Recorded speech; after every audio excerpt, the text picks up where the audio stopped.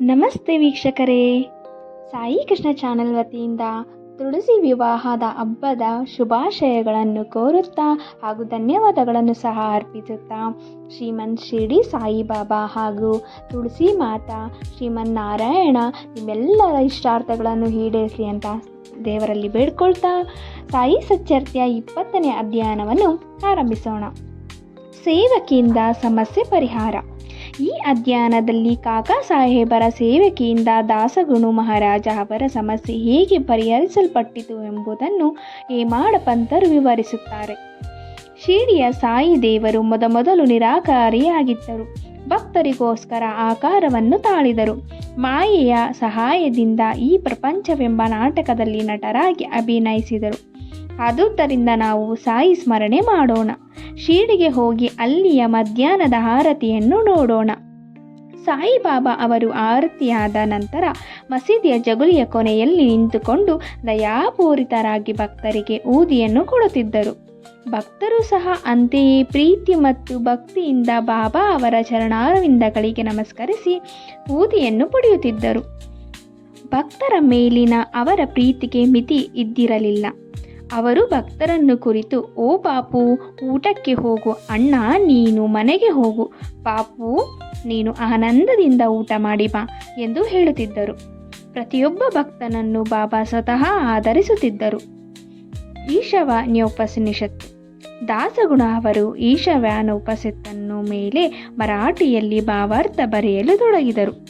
ಮುಂದುವರಿಯುವ ಮೊದಲು ಉಪನಿಷತ್ತಿನ ಬೋಧಕವನ್ನು ಸೂಕ್ಷ್ಮವಾಗಿ ವಿವರಿಸೋಣ.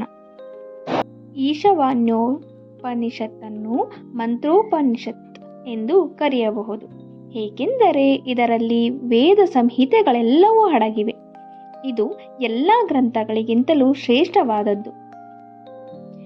ಈಶಾವಾಸ್ಯೋಪನಿಷತ್ತಿನಲ್ಲಿರುವ ಸತ್ಯಾಂಶಗಳ ಟೀಕೆಗಳೇ ಇನ್ನುಳಿದ ಉಪನಿಷತ್ತುಗಳು.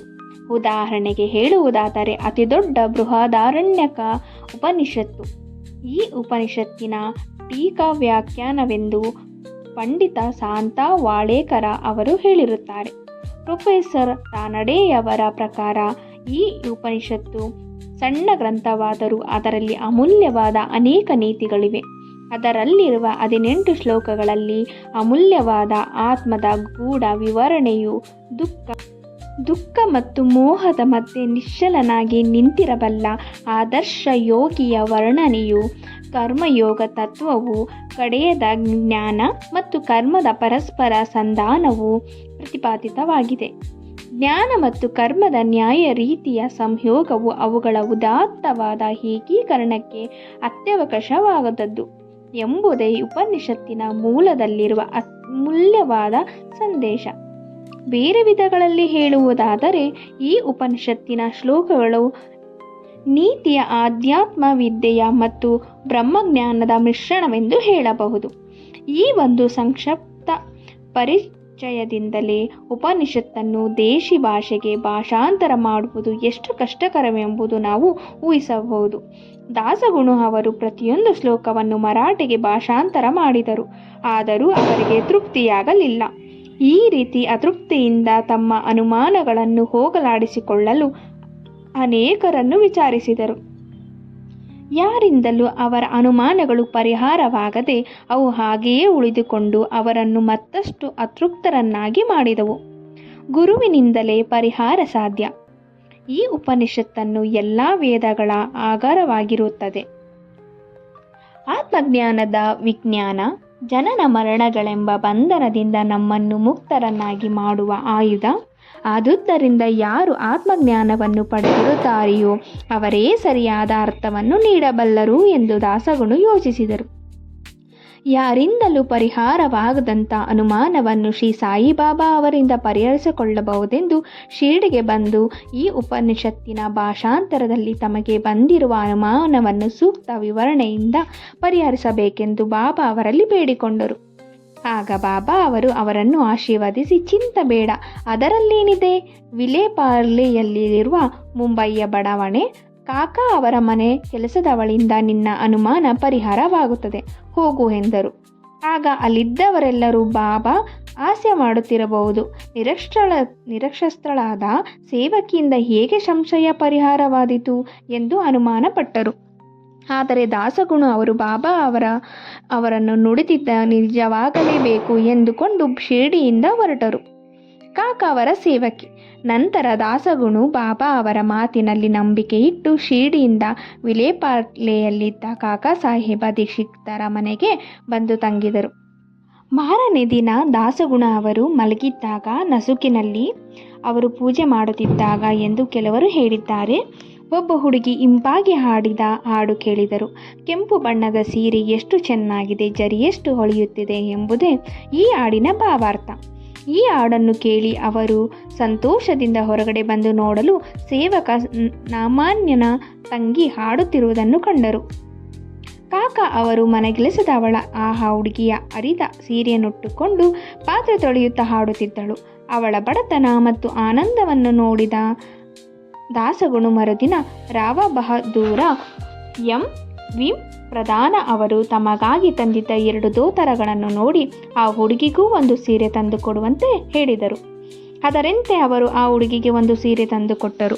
ಅಂದು ಅವಳ ಆನಂದಕ್ಕೆ ಪಾರವೇ ಇರಲಿಲ್ಲ. ಮಾರನೇ ದಿನ ಆ ಹುಡುಗಿ ಹೊಸ ಸೀರೆಯನ್ನುಟ್ಟುಕೊಂಡು ಎಲ್ಲ ಹುಡುಗಿಯರ ಜೊತೆಯಲ್ಲಿ ಆಟವಾಡಿ ನಲಿಯುತ್ತಿದ್ದಳು. ಮರುದಿನ ಮತ್ತೆ ಅದೇ ಹರಿದ ಸೀರೆಯನ್ನುಟ್ಟುಕೊಂಡೇ ಕೆಲಸಕ್ಕೆ ಬಂದಳು. ಅಂದು ಸಹ ಅಷ್ಟೇ ಆನಂದದಿಂದಿದ್ದಳು. ಆಗ ದಾಸಗುಣ ಅವರ ದಯೆ ಹೊಗಳಿಕೆಗೆ ಮಾರ್ಪಾಟಾಯಿತು. ಆ ಬಡ ಹುಡುಗಿಯು ಹರಿದ ಸೀರೆಯನ್ನೇ ಉಟ್ಟುಕೊಳ್ಳಬೇಕಿತ್ತು. ಅವಳಿಗೆ ಹೊಸ ಸೀರೆ ದೊರೆತರೂ ಸಹ ಅದನ್ನು ಪೆಟ್ಟಿಗೆಯಲ್ಲಿ ಇಟ್ಟು ಹರಿದ ಸೀರೆಯನ್ನೇ ಉಟ್ಟುಕೊಂಡು ಬಂದವಳಲ್ಲವೇ.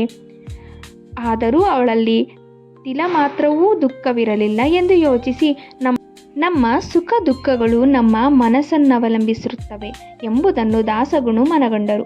ಈ ಘಟನೆಯನ್ನು ಕೂಲಂಕುಷವಾಗಿ ವಿವರಿಸಿ ದೇವರು ಕೊಟ್ಟಿರುವುದರಲ್ಲಿ ತೃಪ್ತಿ ಪಡಬೇಕು. ಅವನು ನಮ್ಮನ್ನು ಯಾವಾಗಲೂ ರಕ್ಷಿಸುತ್ತಾನೆ. ಅವನಿಂದ ದೊರೆಯುವುದೇನೆಲ್ಲವೂ ನಮಗೆ ಒಳ್ಳೆಯದಾಗಿ ಪರಿಣಮಿಸುತ್ತದೆ ಎಂಬುದನ್ನು ಸಹ ದಾಸಗುಣ ಅರಿತರು. ಅದ್ವಿತೀಯ ಬೋಧನೆ. ಈ ಮೇಲ್ಕಂಡ ಘಟನೆಯಿಂದ ಬಾಬಾ ಅವರ ಅದ್ವಿತೀಯ ರೀತಿ ವ್ಯಕ್ತವಾಗುತ್ತದೆ. ಅವರು ಶಿರ್ಡಿಯನ್ನು ಬಿಟ್ಟು ಕದಲದೇ ಇದ್ದರೂ ಕೆಲವರು ಮಚ್ಚೀಂದ್ರಗಢಕ್ಕೂ ಕೆಲವರನ್ನು ಕೊಲ್ಹಾಪುರಕ್ಕೂ ಸಾಧನೆಯ ಸಲುವಾಗಿ ಕಳಿಸುತ್ತಿದ್ದರು. ಕೆಲವರಿಗೆ ಪ್ರತ್ಯಕ್ಷ ರೂಪದಲ್ಲಿಯೂ, ಕೆಲವರಿಗೆ ಜಾಗೃತ ಅವಸ್ಥೆಯಲ್ಲಿಯೂ, ಕೆಲವರಿಗೆ ಕನಸಿನಲ್ಲಿಯೂ ಕಾಣಿಸಿಕೊಂಡು ಅವರ ಆಸೆಗಳನ್ನೇಡೇರಿಸುತ್ತಿದ್ದರು. ಮೇಲೆ ಹೇಳಿದಂತೆ ದಾಸಗುಣ ಅವರನ್ನು ಅನುಮಾನ ಪರಿಹಾರಕ್ಕೋಸ್ಕರ ವಿಲೇಪಾರ್ಲೆಯಲ್ಲಿದ್ದ ಕಾಕಾ ಅವರ ಮನೆಗೆಲಸದವಳ ಬಳಿಗೆ ಕಳುಹಿಸಿದರು. ಅವರನ್ನು ಅಲ್ಲಿಗೆ ಕಳುಹಿಸುವ ಅವಶ್ಯಕತೆ ಇರಲಿಲ್ಲ. ಬಾಬಾ ಅವರೇ ನೇರವಾಗಿ ಅನುಮಾನ ಪರಿಹರಿಸಬಹುದಾಗಿತ್ತೆಂದು ಕೆಲವರು ಹೇಳುವರು. ಬಾಬಾ ಅವರ ರೀತಿ ನೀತಿಗಳು ಅತರ್ಕ್ಯವಾದವುಗಳು.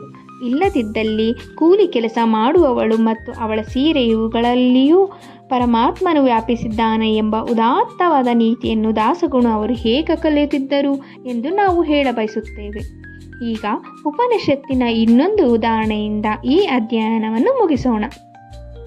ನೀತಿ ತತ್ವಗಳ ಬೋಧನೆಯೇ ಈ ಉಪನಿಷತ್ತಿನ ಮುಖ್ಯ ಭಾವ. ಅದರಲ್ಲಿರುವ ಆಧ್ಯಾತ್ಮಿಕ ಜ್ಞಾನದ ಆಧಾರದಿಂದ ಈ ನೀತಿ ತತ್ವಗಳು ಹುಟ್ಟಿಕೊಂಡಿವೆ. ಉಪನಿಷತ್ತಿನ ಮೊದಲ ವಾಕ್ಯದಲ್ಲಿಯೇ ಪರಮಾತ್ಮನು ಸರ್ವವ್ಯಾಪಿ ಎಂದು ಹೇಳಲಾಗಿದೆ. ದೇವರು ಸರ್ವವ್ಯಾಪಿ. ಅವನು ದಯಪಾಲಿಸುವುದೆಲ್ಲವೂ ನಮಗೆ ಒಳ್ಳೆಯದೇ. ಅವನು ಕೊಟ್ಟಿರುವುದರಲ್ಲಿ ತೃಪ್ತಿ ಪಡೆಯಬೇಕು ಎಂಬ ನೀತಿ ತತ್ವ ಅಡಗಿದೆ. ಈ ಉಪನಿಷತ್ತಿನಲ್ಲಿ ಶಾಸ್ತ್ರಗಳಲ್ಲಿ ಹೇಳಿರುವಂತೆ ಮಾನವನು ತನ್ನ ಕರ್ಮವನ್ನು ತಾನು ಮಾಡಬೇಕು, ಕರ್ಮಭ್ರಷ್ಟನಾಗಬಾರದು ಎಂಬುದು ನೀತಿ. ಸೋಮಾರಿತನವು ಉಪನಿಷತ್ತಿನ ಪ್ರಕಾರ ಆತ್ಮವನ್ನು ಕೊರೆಯುವ ರೋಗ. ಉಪನಿಷತ್ತು ಮುಂದುವರೆದು ಯಾರು ತಮ್ಮ ಆತ್ಮದಲ್ಲಿ ಸಕಲ ಜೀವರಾಶಿಗಳನ್ನು ನೋಡಬಲ್ಲರು ಮತ್ತು ಜೀವರಾಶಿಗಳಲ್ಲಿ ಆತ್ಮವನ್ನು ಕಾಣಬಲ್ಲರು ಅಂಥವರು ಬುದ್ಧಿಗೇಡಿತನದಿಂದ ನರಳಲಾದೀತೆ ಎಂದು ಕೇಳಿದೆ. ಯಾವಾಗ ನಾವು ಸಕಲ ಜೀವರಾಶಿಗಳಲ್ಲಿಯೂ ಒಂದೇ ಆತ್ಮವನ್ನು ನೋಡಲಾರೆವು, ಆಗ ಅಜ್ಞಾನ, ದುಃಖ ಮತ್ತು ಅಸಹ್ಯತೆ ಉಂಟಾಗುತ್ತದೆ. ಸಕಲ ಜೀವರಾಶಿಗಳು ಒಂದೇ ಎಂಬ ಅಂತರ್ಮುಖಿ ದೃಷ್ಟಿಯುಳ್ಳವನಿಗೆ ಪ್ರಾಪಂಚಿಕ ದುಃಖಗಳೆಲ್ಲವೂ ಏನೂ ಮಾಡಲಾರವು. ಶ್ರೀ ಸಾಯಿ ಪ್ರಣಾಮಗಳು. ಈ ಕಥೆಯ ಮೂಲಕ ಏನು ನೀತಿ ಬೋಧನೆ ಇದೆ ಅಂತ ಅಂದರೆ, ನಾವು ಎಲ್ಲರಲ್ಲೂ ಒಂದೇ ಥರನಾದ ಭಾವನೆಯನ್ನು, ಗೌರವವನ್ನು ತಾಳಬೇಕು, ಕಾಣಬೇಕು. ಹಾಗೂ ನಮ್ಮಲ್ಲಿ ನಾವು ಎಂತಹ ಕಷ್ಟ ಬಂದರೂ ಹಿಗ್ಗದೆ ಕುಗ್ಗದೆ ನಮ್ಮ ಸಂತೋಷವನ್ನು ನಾವು ಕಾಪಾಡಿಕೊಂಡು ಭಗವಂತನಲ್ಲಿ ನಂಬಿಕೆ ಇಟ್ಟು ಮುಂದುವರಿಬೇಕು ಅಂತ ಈ ಅಧ್ಯಯನದಲ್ಲಿ ವಿವರಿಸ್ತಾ ಇದ್ದಾರೆ. ಎಲ್ಲರೂ ಸಾಯಿಬಾಬಾರ ಮೇಲೆ ನಂಬಿಕೆಯನ್ನು ಇಟ್ಟು ನಿಮ್ಮೆಲ್ಲ ಕಷ್ಟ ದುಃಖಗಳನ್ನು ಆಸೆಗಳನ್ನು ಭಗವಂತನಿಗೆ ಅರ್ಪಿಸಿ ಅವರಿಂದ ಆಶೀರ್ವಾದವನ್ನು ಪಟ್ಟು ಖುಷಿಯಿಂದ ಜೀವನ ಸಾಗಿಸಿ. ನಿಮಗೇನು ದೊರಕಬೇಕು ಅದು ಬಾಬಾ ಆದಷ್ಟು ಬೇಗ ಒಳ್ಳೆಯ ರೀತಿ ನಿಮಗೆ ಕೊಡ್ತಾರೆ ಅಂತ ಹೇಳ್ತಾ ಈ ಅಧ್ಯಯನವನ್ನು ಮುಗಿಸ್ತಾ ಇದ್ದೀನಿ. ಈ ಅಧ್ಯಯನದ ನಿಮಗೆಲ್ಲ ಇಷ್ಟ ಆದರೆ ದಯವಿಟ್ಟು ಲೈಕ್ ಮಾಡಿ. ಯಾರಿಗೆಲ್ಲ ಇದ್ರ ಉಪಯುಕ್ತ ಇದೆ ಅದನ್ನು ಅವ್ರಿಗೆ ಶೇರ್ ಮಾಡಿ. ಇನ್ನೂ ಯಾರು ನನ್ನ ಚಾನಲ್ನ ಸಬ್ಸ್ಕ್ರೈಬ್ ಮಾಡ್ಕೊಂಡಿಲ್ಲ, ಪ್ಲೀಸ್ ನನ್ನ ಚಾನಲ್ನ ಸಬ್ಸ್ಕ್ರೈಬ್ ಮಾಡ್ಕೊಳ್ಳಿ. ಆ್ಯಂಡ್ ಯಾರೆಲ್ಲ ಸಬ್ಸ್ಕ್ರೈಬ್ ಮಾಡ್ಕೊಂಡಿರೋ ಅವ್ರಿಗೆಲ್ಲ ನನ್ನ ಕಡೆಯಿಂದ ಹೃದಯಪೂರ್ವಕ ಧನ್ಯವಾದಗಳನ್ನು ಸಹ ತಿಳಿಸ್ತಾ ಇದ್ದೀನಿ. ಧನ್ಯೋಸ್ಮಿ.